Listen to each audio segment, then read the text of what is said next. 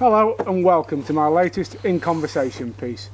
And today I'm joined by a man who is nothing short of a legend of the angling trade, both in terms of what he's achieved in the trade and also what he's done for match fishing as a whole, and that's Phil Briscoe.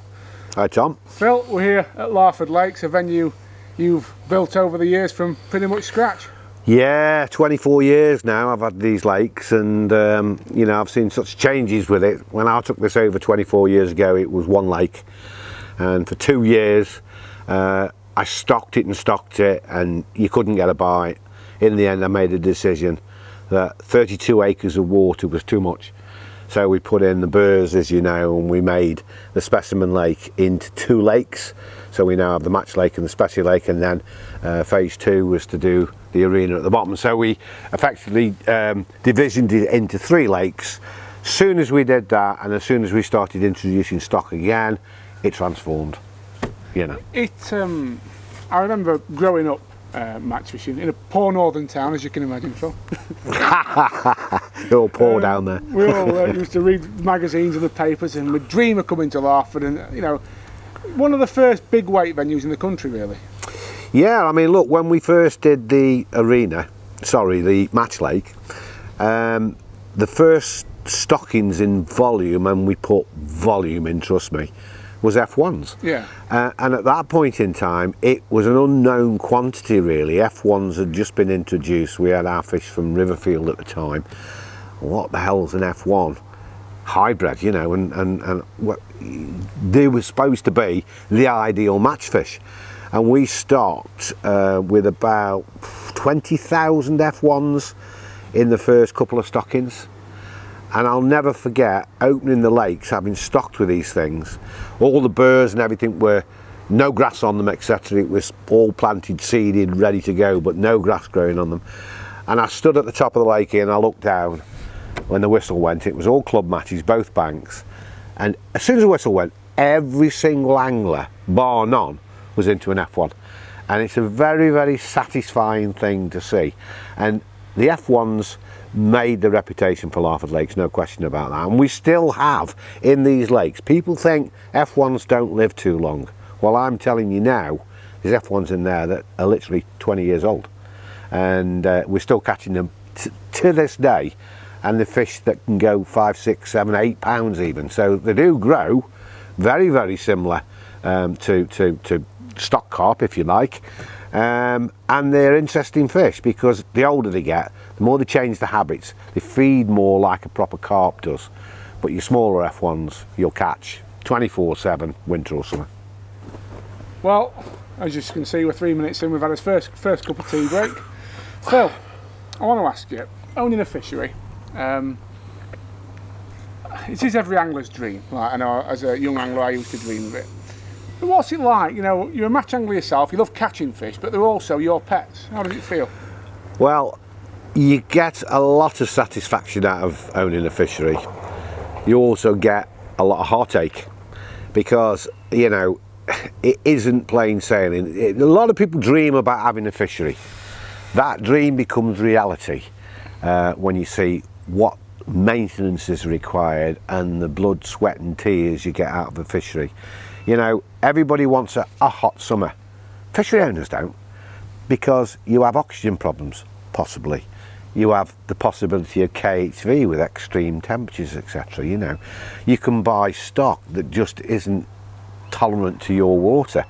You have to be very, very careful, the people that you go to and buy your fish. And that's why generally fishery owners tend to stick with the same suppliers, ones that they can trust.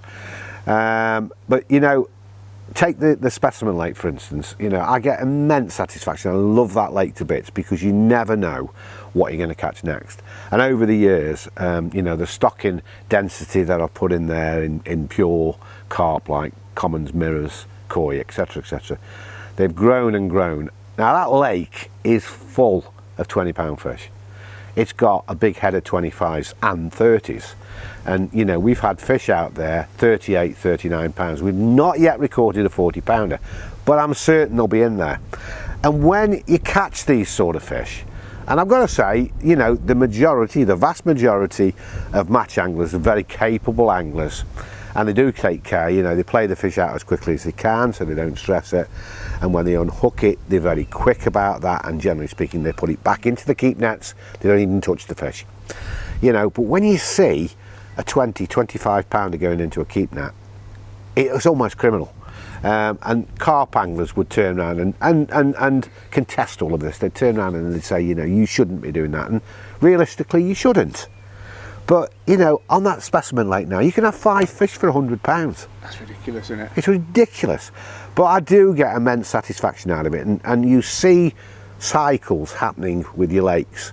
You know, you see moody periods where they want to spawn, or high pressures, and some anglers can understand the problem there and say, well, we're not catching today because there's an high pressure in. And then there'll be other anglers that'll go, want stock in this. Yeah. And it hurts. Comments like that hurt, because, you know, all the lakes are massively full of fish. Yeah.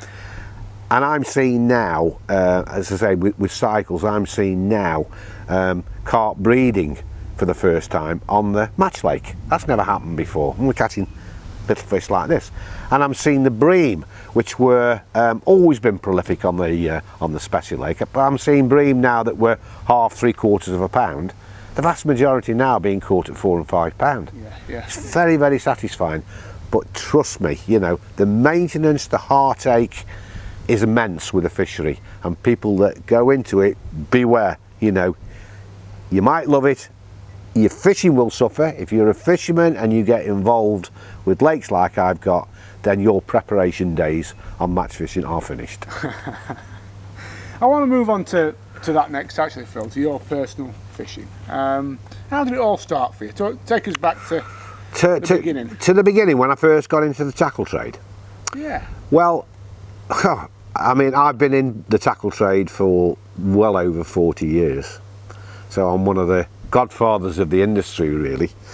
And I was always been a keen fisherman, and I did fish at quite a high level when nationals were 1,000 peg matches. Yeah. And I've got medals to show what I've done in nationals. I'm very proud about that. I've fished many big events, and my life was fishing. And the particular company I was working for at the time, and I'm going back 40 years now, I was in the chemical industry basically, and I used to sell pressure washers and things to garages, transport companies, this sort of thing. And the demonstrator came out, and he was wearing this lovely suit, and I said, "What's that?" And he said, "Oh, it's a Dartex suit." And I said, "Where do we get them from?" And he told me. So I approached this company because I thought that suit is ideal for the match angler. It's lightweight, it's breathable. Needless to say, I had not done my research well enough because the things leaked like a culliner. But I got into the fishing tackle trade by doing specialist clothing, a bit like Sandra at Halcon Hunt. Yeah. But it was a tough old market, and it was never really going anywhere with it. And I was approached by a company called East Anglian Rod Company, who I eventually joined as general manager, and within a fairly short period of time I became a director of that company. I had many happy years in East Anglia. Both my children were born in Cambridgeshire, and if the owner hadn't sold at that particular time, I'm sure I'd have still been there. Anyway, he sold the business, and it was sold to the Leader Group, or the Leader Group was formulated by a number of acquisitions that they made in the fishing tackle trade, of which East Anglian was one of them. And that moved me to Redditch, where I live now, and I was with the Leader Group for 2 years and absolutely hated it, because I was working with people that didn't understand anything about the fishing tackle trade or about fishing tackle, and it was a learning curve for them, and they put in people that just didn't fish but were good business people. Yeah. But I hated it, and I was there for 2 years. I left the Leader Group, and I snuck out to the FTEX exhibition in Holland at the time, and I met up with some Italians that said, "Oh, you know, you were buying our product. If you're leaving Leader, we'd like to work with you." And that's really where I ended up, of course, with Maver.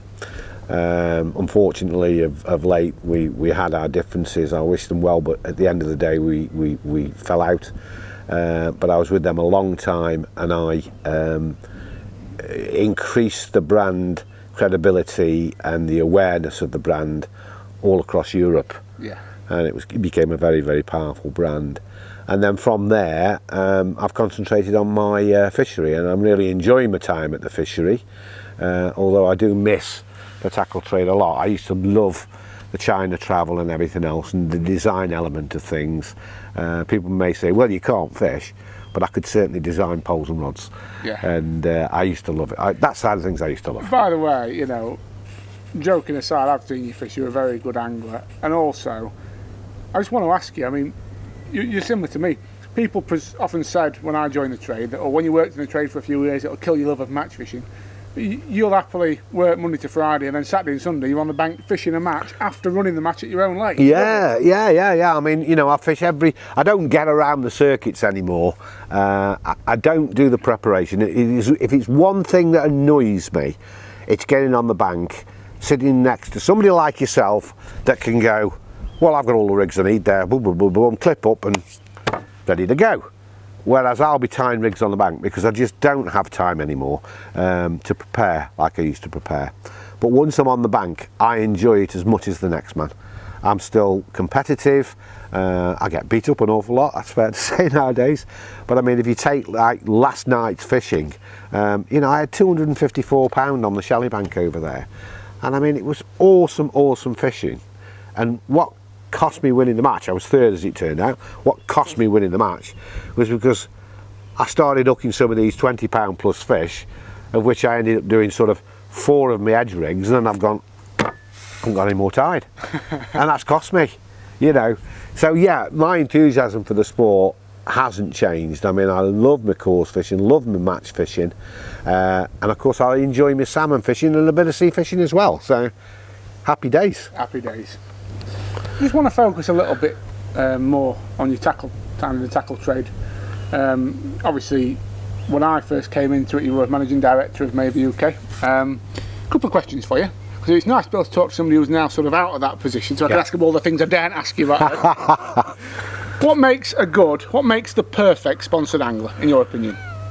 You've got to earn sponsorship. If I'm bluntly honest at the moment, there's some anglers out there that are thoroughly deserving support. There's a lot of anglers out there that are not. That's my opinion. You know, the days when you had a sponsorship, you really earned it.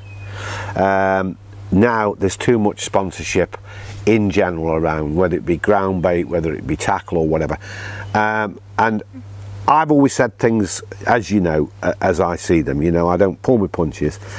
And in some cases, the sponsorship going to anglers now, defending the retailers, if you like, the sponsorship that's out there now from some of these suppliers is simply a route to market for them. Yeah. You know, if they can sell to an angler a box of ground bait and say to them, look, you know, you're getting this 50% cheaper than you buy it through the shop, that's the way we're going to sponsor you. That is a route to market for that supplier. That to me is wrong. Yeah. You know, and anybody that gets a sponsorship that's looked after properly with tackle, or maybe, you know, financially looked after, they have to be good. They have to be able to talk to the public.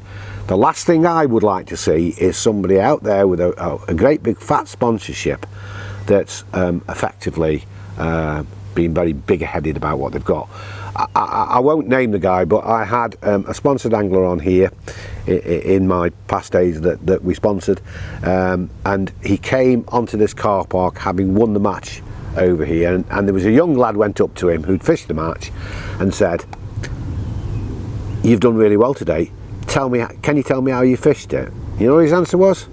"Better than you did." And I heard it, and I called him across, and I finished his sponsorship there and then on the spot, because a sponsored angler is very, very much the face of that product range. Yeah, that's interesting.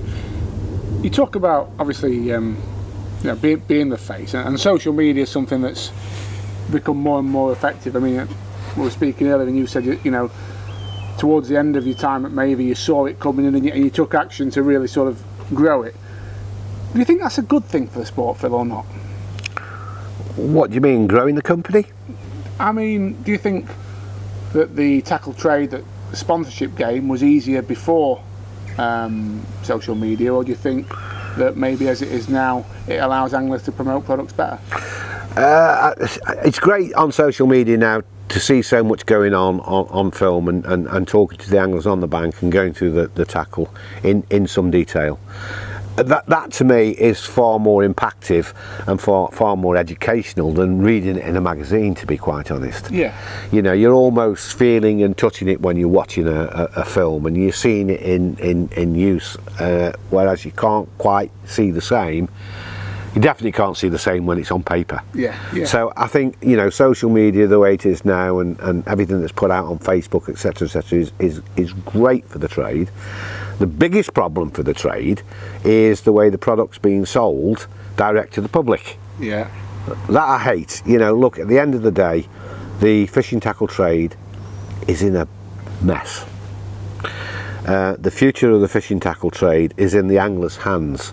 Everybody wants a deal, I accept that. Everybody wants to get the best deal they can, that's life nowadays. But there are retailers out there that just cannot compete. And if they're not competing and they're not selling the product, then they're going to go out of business. And we need to support all the local retailers and maybe bite the bullet from time to time and say, well, look, you know, okay, I'm not saving that tenner, but I am supporting my local retailer. He'll be there Sunday morning selling me my bait. You're going to get your bait in a jiffy bag? Don't think so. Yeah, makes a lot of sense. Okay, a slightly different line of question. Tackle development now. Obviously, I don't want to get this wrong because you won't be very happy. How long ago was it when you joined Mavor? Oh, 1994. 1993 was a sort of a set-up year, and then 1994 we launched, and it was the Mavor brand that was then sort of, it was a UK distributor of Mavor for the first time. Okay, so 1994. So 1994. 25 years ago. In that time, obviously fishing tackles changed a lot. What do you think the biggest, or I say it's changed a lot, I mean, you tell me, do you think the development's been massive, or do you think it's not been so great? And of the changes that have happened, what do you think the most impressive is? Well, look, you know, there's been some very interesting things come out over the last 25 years, but it's reached a point now, for me, where it's become very, very difficult to present something that's actually new.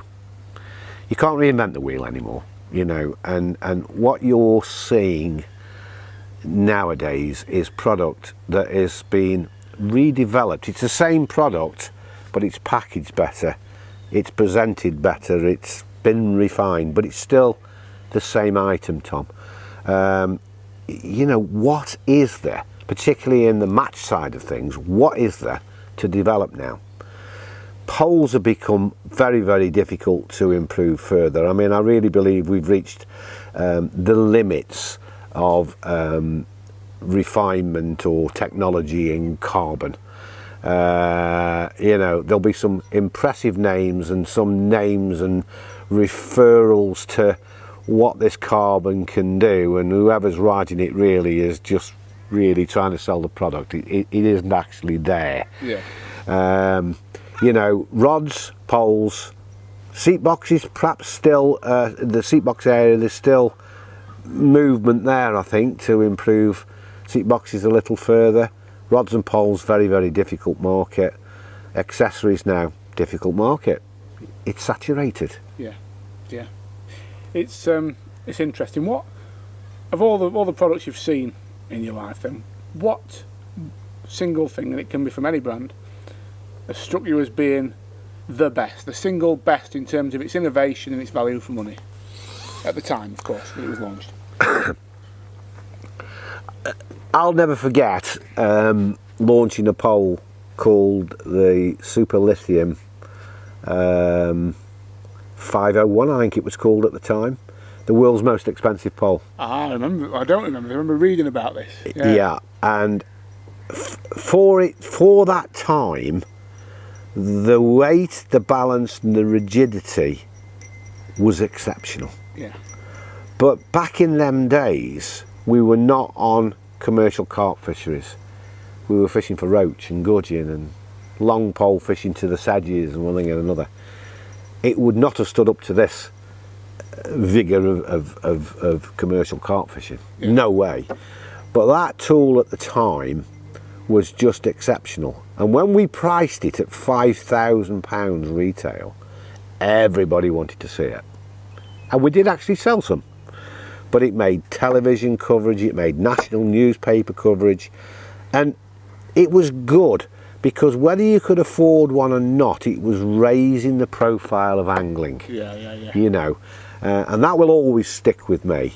And then, you know, there's been a few gizmos that's come out over the years. I mean, you'll remember the screw-on pot. Do you remember for feeding? I think I do, yeah. Yeah, the screw, you used to screw it onto your tip. Fantastic innovation at the time, and I mean that was the very first introduction of feed from a pot from the pole. Then of course you've got all your soft pots and everything else that's followed on, but absolutely fantastic little item. And then of course the Miletto. You remember the Miletto? I do, yeah. You know, just a cone with a wheel on it, and at the time it was developed because we didn't have pullers, and it was developed so that you could pump. You'd be playing a fish, and to get that elastic back in, you'd drop the pole, lift it again, and it would gather the elastic.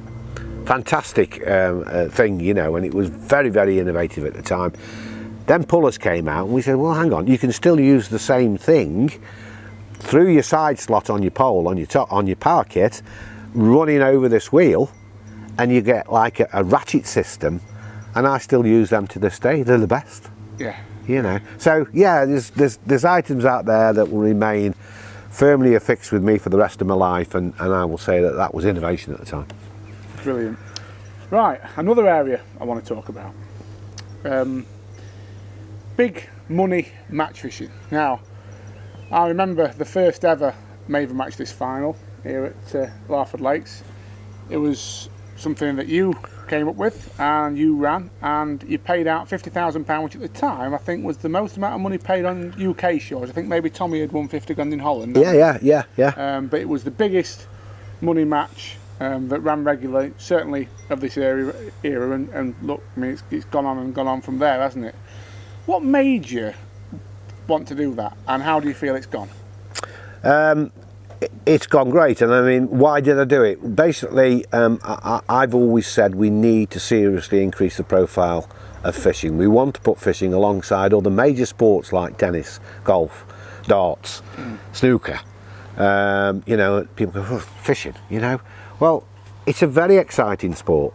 It's a very skillful sport, and I wanted to put some serious money into it to hopefully bring in people from outside of fishing to sponsorship of the sport and that sort of thing, get it televised, and it certainly worked. You know, the first major competition that I was involved with £50,000 was very, very interesting for the public. Lots of spectators coming to watch it. Now you've got effectively many events paying out good money, but the big three, if you like, are Fishermania, of course. Here to stay, great event, get behind it because, you know, it's been around a long time, fantastic event. And then you've got Match This, and of course you've got Golden Reel. Now Golden Reel's my baby. Golden Reel is growing from strength to strength, and again we're coming up to a final very shortly in September where another 50 grand is going to get paid out, and then we've got Golden Rod, of course, which is a premier feeder event which is done through the winter. So I'm filling the calendar summer and winter. Yeah. And both of the competitions have gone down exceptionally well.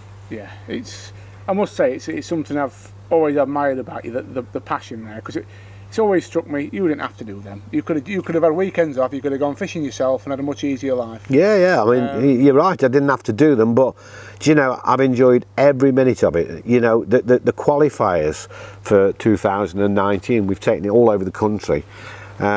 I don't like getting up at 4:30 in the morning to be at that particular venue for 7:30 when they first start coming in with the first cup of coffee and say, can I book on?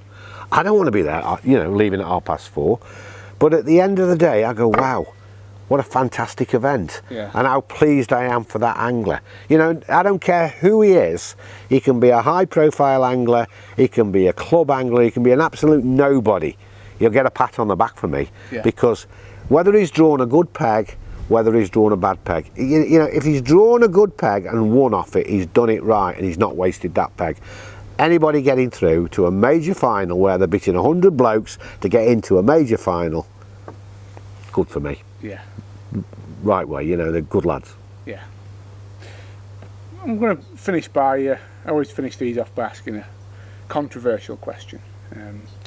But just a bit of context first, really. I think what you've done with Golden Reel, Match This, obviously before that, creating this culture has created a new breed of angler as well. And that breed of angler is the kind of angler who travels around the country.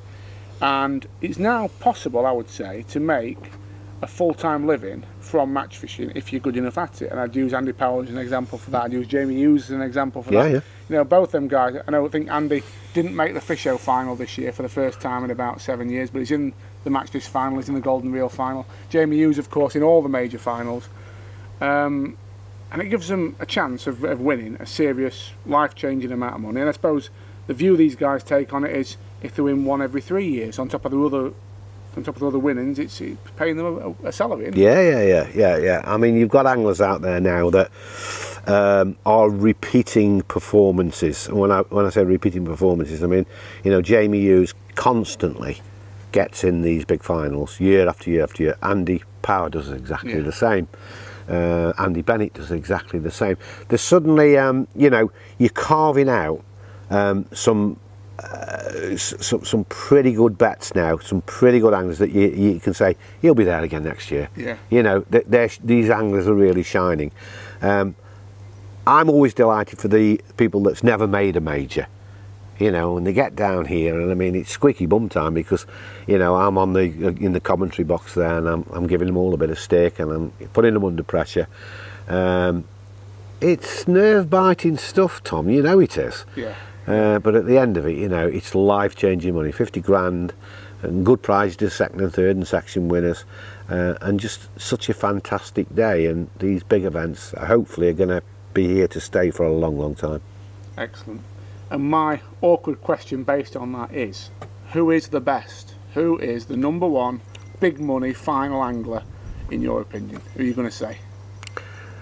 Well, I'm going to upset somebody, aren't I? Yeah. Because but difficult question. For me, the finest angler out there at this moment in time, and the most focused and most impressive, I mean, he must think like a fish, for me, is Andy Power. Andy Power.